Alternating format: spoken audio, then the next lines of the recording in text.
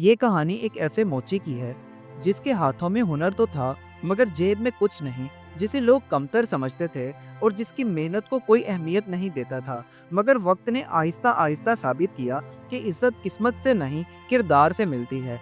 आखिर उस मोची ने ऐसा क्या काम किया जिससे उसकी किस्मत बदलना शुरू हुई? ये वजह जानने के लिए कहानी को मुकम्मल देखें।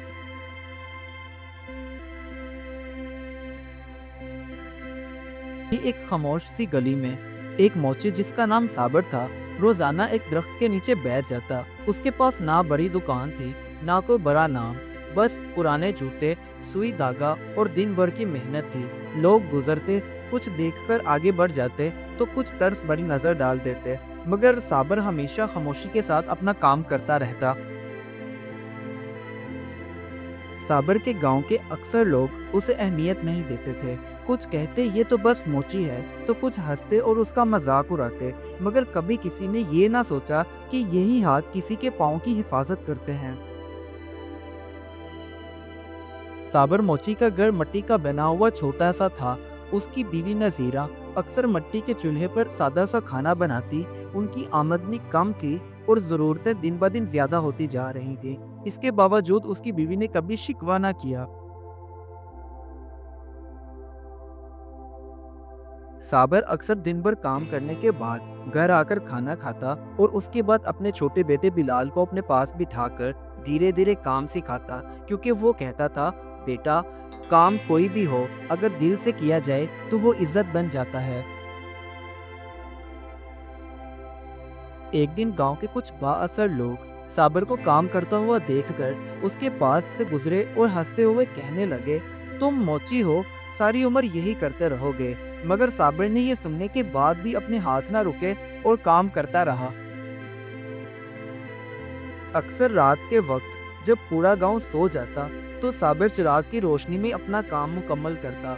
आंखें बोझल हो जाती, उंगलियां थक जाती, मगर वो जानता था कि मेहनत का कोई दिन ज़ाया नहीं जाता। एक दिन दूसरे गांव का कोई मुसाफिर साबिर के गांव किसी काम से आया और उसने अपना जूता मरम्मत करवाया।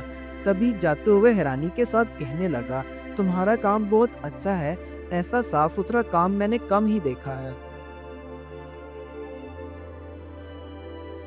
साबर के अपने गांव के लोग तो उसे ज्यादातर काम नहीं करवाते थे, मगर वक्त गुजरने के साथ साथ आहिस्ता आहिस्ता दूर दराज गाँव के लोग उसके पास आने लगे। किसी को जूता सिलवाना था तो किसी को मरम्मत करवानी थी। इसी तरह साबर का काम अब पहचान बनने लगा। एक दिन साबर ने अपना काम खत्म किया और जब सारे दिन की उसने कमाई निकाल कर गिनी तो उस दिन की कमाई दूसरे दिनों की निस्बत ज्यादा थी।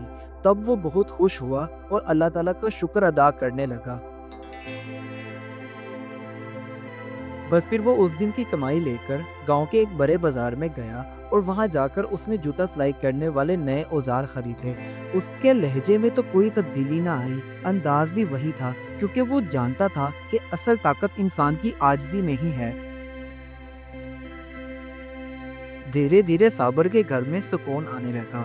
उसकी बीवी नजीरा के चेहरे पर भी इत्मीनान साफ नजर आता था, क्योंकि छोटी छोटी खुशियां अब उन दोनों को बड़ी बड़ी लगने लगी थी।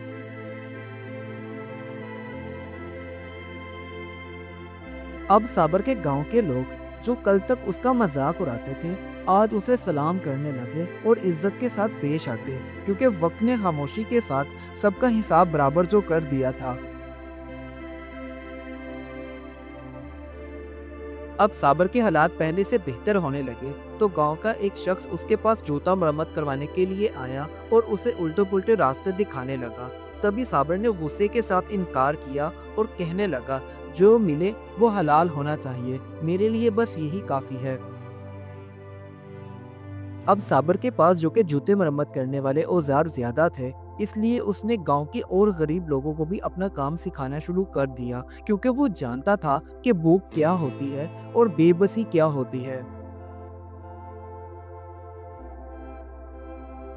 2 दिन के बाद साबर ने अपने बेटे बिलाल को नए जूते दिलवाए, जिसे देखकर उसके बेटे की खुशी का ठिकाना ना था, क्योंकि अक्सर ऐसा होता, वो अपने बाप के मरम्मत किए हुए पुराने जूते पहनता था। اب چونکہ صابر کے حالات بہت بہتر ہو چکے تھے، مگر اس سب کے باوجود بھی جو سادہ تھا مگر کمزور نہیں، اس کا وقار ہی اس کی محنت تھی جو کہ صاف نظر آتی تھی۔